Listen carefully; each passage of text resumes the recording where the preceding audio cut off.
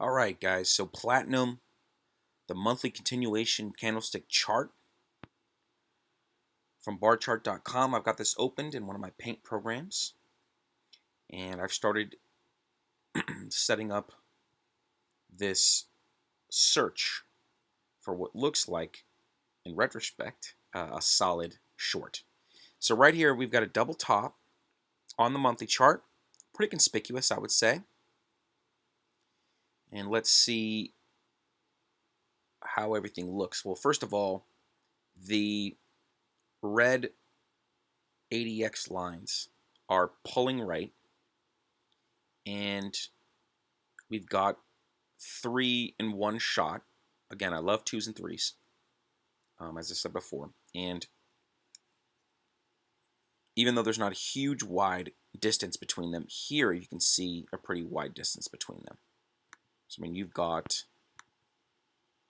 and that doesn't always mean that the price is going to go lower. Sometimes, if the price is going up, we're adding all this space. So it's a conflation of evidence, essentially, that would suggest that the price is going to drop or go higher, or we're confused. If I'm confused, if it's too hazy across these different time frames which we're going to look at, then I stay out. I mean, most trades you want to stay out, right? Most trades, 99 out of 100 setups, you want to skip them.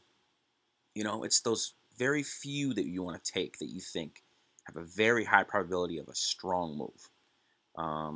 So this ADX, it looks somewhat promising, but not altogether bearish yet. Okay, and then right here, the commercial hedgers, they are pretty short, but they're not super short. I mean, they're historically short, but they've been short. They were pretty short here. I mean, the fact that they're pretty flat, I think, is interesting. I think it's of noteworthy importance. We've got, if we were going to count like the number of pinches down by these, you've got 1, 2, maybe count that as 3, but this I would say could be 3 as well. Especially because you've got now 3 of what I call pinches down. So these are the red line, the minus DI line.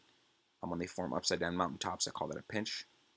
So you got 3 of those pinches down. You've got 3 of these commercial hedgers pinching down. Basically, this displays that they're more short than they are long. So these are essentially the positions in the marketplace. And so when the commercial hedgers get record short, that might mean that a price could drop. And when commercial hedgers get record long a futures market, that might mean that the price might rally. So right now, we are record short, actually, in terms of the last year before this. We're not looking before that, but just how this pattern looks, and then also the fact that this is sort of flat, and you've got sort of I would call this sort of a triple pinch down, and we are pretty short historically. Like, this is not as short, right? They're only short, if you look across here, they're short about 30,000, 28,000 contracts, right around there. But now they're short closer to 30 or more, because those lines are a little lower. So we are historically somewhat short. Again, I'm not looking back previous years, but this is still plenty in terms of data, of evidence that we can look at. Also looking at this, now that I see here, that's divergence. I mean, because you've got, this high here, this high there. Again, it's not exact, but we're going to look at the weekly and the daily as well to double check and see if those time frames look bearish as well. But this looks bearish. I mean, you're looking at the double top. I mean, obviously, right, in hindsight, but you've got the double top. This level was rejected. This 1900 level was rejected summarily in terms of the end of month. So even here, we didn't end the month here, and then we, so that could have been helpful at the beginning of the following month. For these monthly charts, if I'm going to use the monthly chart as my trigger to get into a market, then I'm going to look at the first few days of the next month, because it's kind of like a cake. It takes a couple of days to a week for that cake to fully bake. So these indicators here, I know that they're fully baked after about a week. So 4 or 5 days into the next month, then you look at where these indicators ended up, and you're generally good. The weekly, I generally look at first day or two into the next week, and then they should be fully baked. The daily, I look at they should be fully baked every day.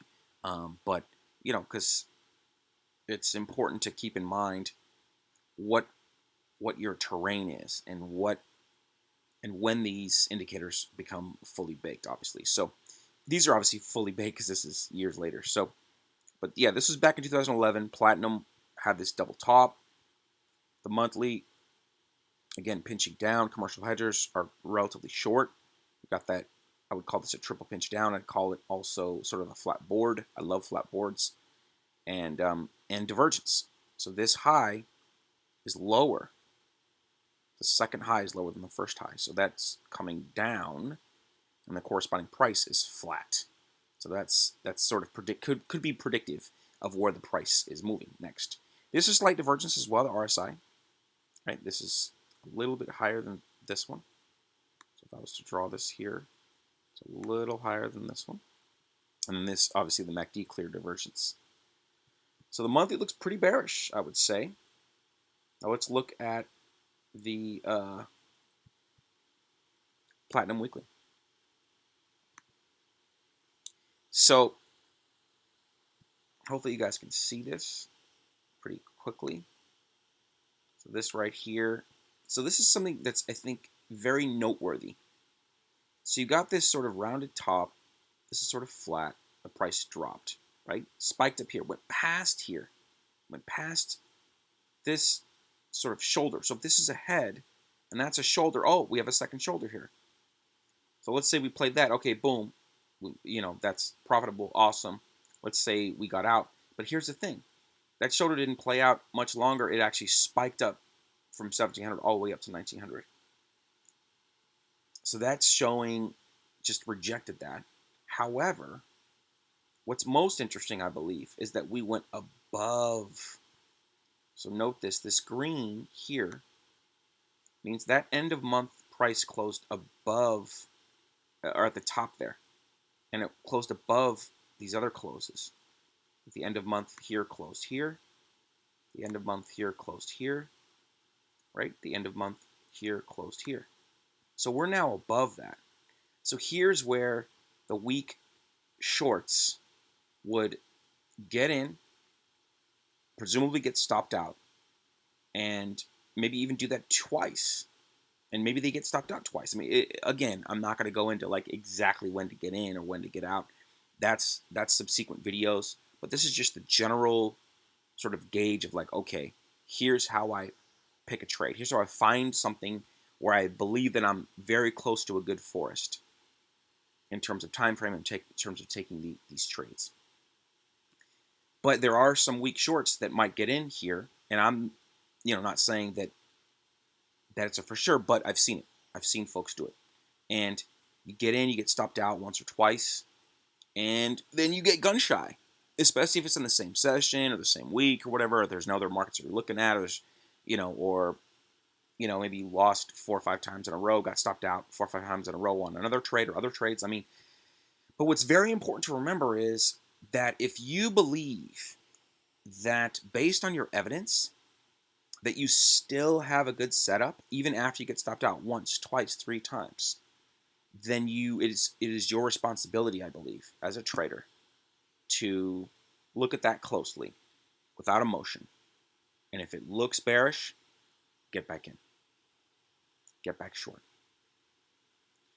Because here we see that. We see that happen handily. I mean, we closed almost above $1,900 for the first. I mean, we busted through these earlier highs. So if we got in short, here or here, with our stop, above there or whatever, like we would have got stopped out. I mean, but again, we're going to look at the daily as well. And, you might even look at the 1 minute or the 5 minute or the 4 hour. I mean, there's other time frames to look at too when deciding when to get in. But I just want to talk to folks that are weak longs or weak shorts. The reason why I use the monthly chart to let me know when I want to look at a market is because I generally know I'm in the right forest for a potential big move, right? I'm looking for potential big moves so that if we get stopped out around here, we could, maybe talk about it for a day, a couple days, maybe bounce some ideas off of. Maybe you have a fellow, trader, maybe your business partner, maybe, maybe your cousin, your wife, your husband, anybody,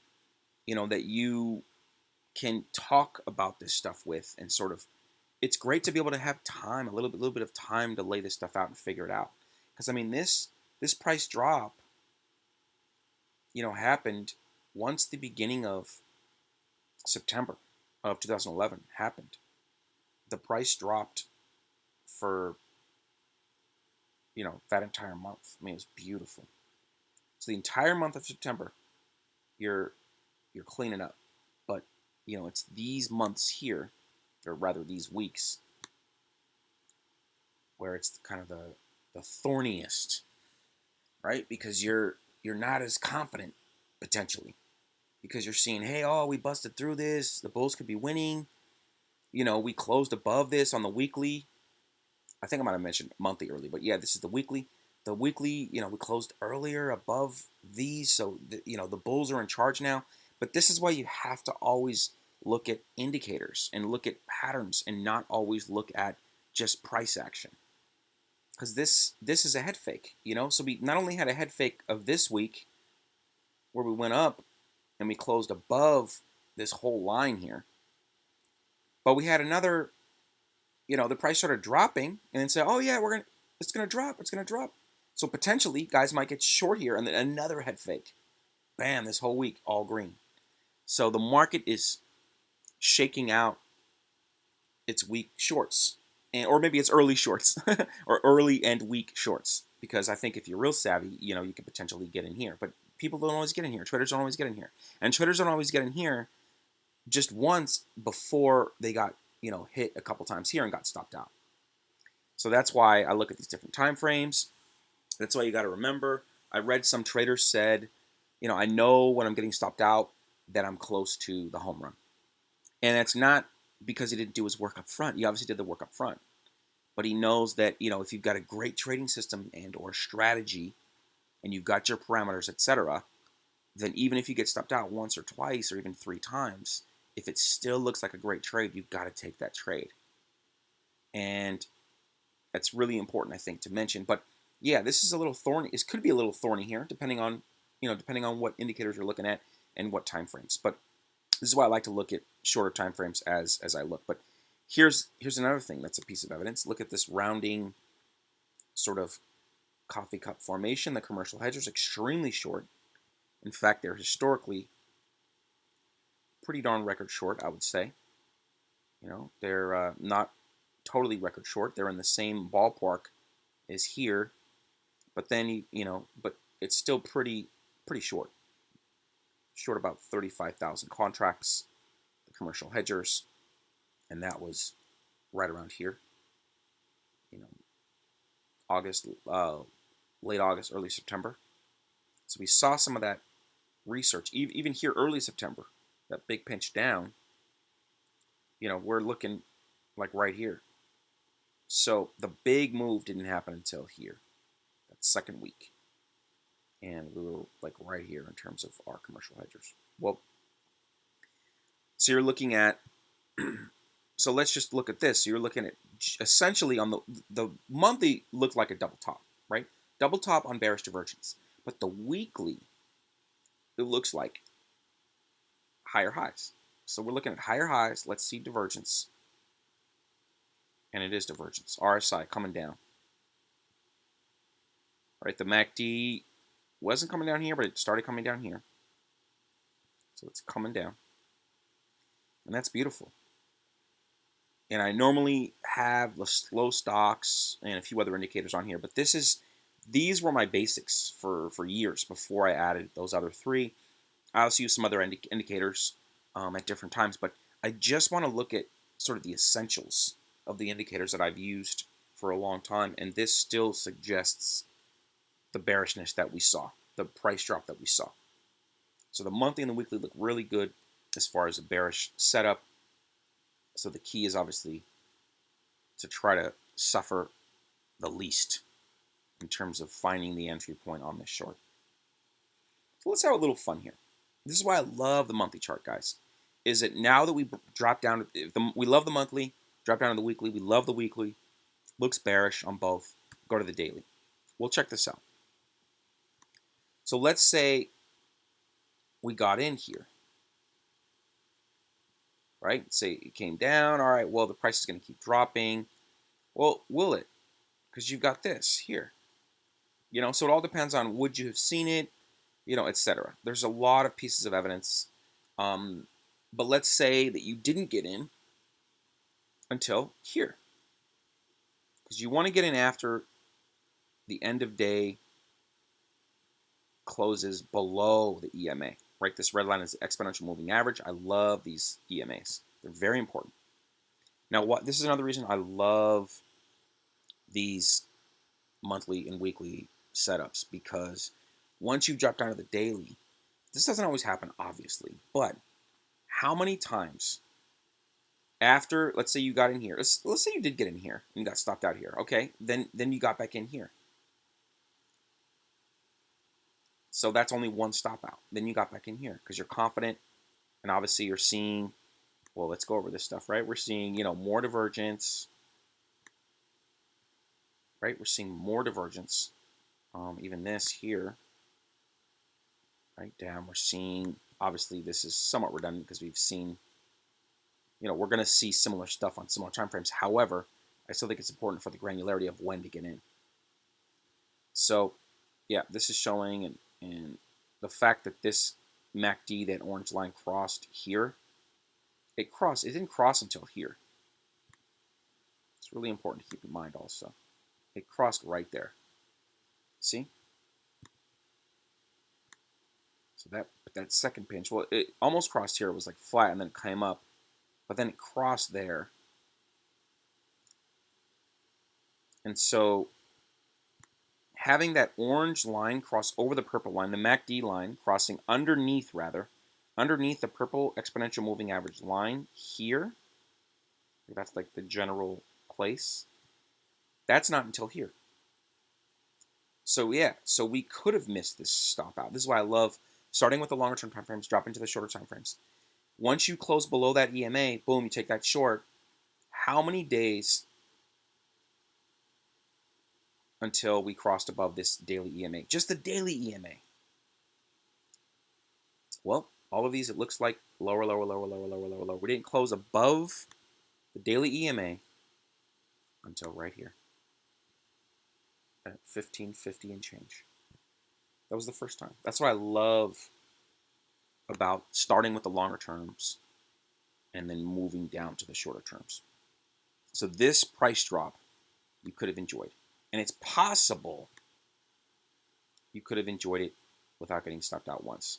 However, if you do, oh well. I mean, trading, it's very difficult to trade perfectly.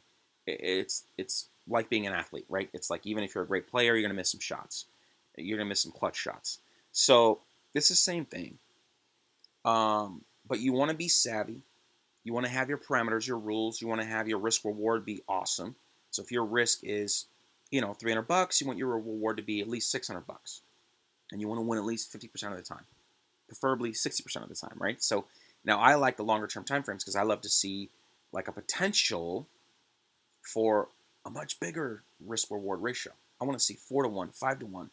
You know, I want to see a huge risk reward ratio because that not only can make up for some times where we got stopped out before, but also it allows you, when it comes to ego depletion, it allows you not to have to make that many moves. The challenge with always day trading is that you have to make so many moves, right? You get into it and it's stressful. Every time you get in the market, it adds stress. You know, anyone that tells you otherwise, I think is probably fibbing substantially. But yeah, I mean, it's nerve-wracking. So every time you get in the market, but if you get into the market here and you're below the EMA, the end of day close is below the EMA, and you're just enjoying this because we have not closed above the EMA, and you're enjoying this whole ride down, and hopefully, you get out at a very strategic point. Maybe you wait until this. It's still a huge return, and then obviously the perfect time to get out is obviously here. But, might you have seen that? Possibly. With this pinch up here, possibly. This is like a triple pinch up, on the daily. So that's 1, 2, 3 mountaintops. Remember, we love 3s and 2s. So possibly, if you were savvy, you could have gotten out there. We what else? This sort of double bottom here, maybe. The fact that you were sort of like rounding here and you had a lot of space here. I mean, there are other indicators that we'll go over, the Murray math lines. I mean, there's just a lot of other stuff that we can use, but even just looking at bar chart, monthly, weekly, daily, you've got an amazing trade here. And I don't want to be too reckless with my words. This is definitely risky stuff. All these markets are risky, no matter what you trade: commodities, stocks, forex, cryptos, etc. But I'll say this: I love getting into trades where you can't really mess it up, right? Where you've set everything up so well that even if you might get stopped out here and there, that once you get into that trade and it becomes that winning trade, it's really hard to mess it up. I mean, if we got out anywhere here, if we got out here, profitable, here profitable, here profitable, even waiting until we cross over the daily EMA here, profitable. So that's what I like to do. Obviously, it's impossible to do every single time. I want to make that caveat very clear. But I love trying to at least get into these trades where it's really hard to mess it up. Thank you very much.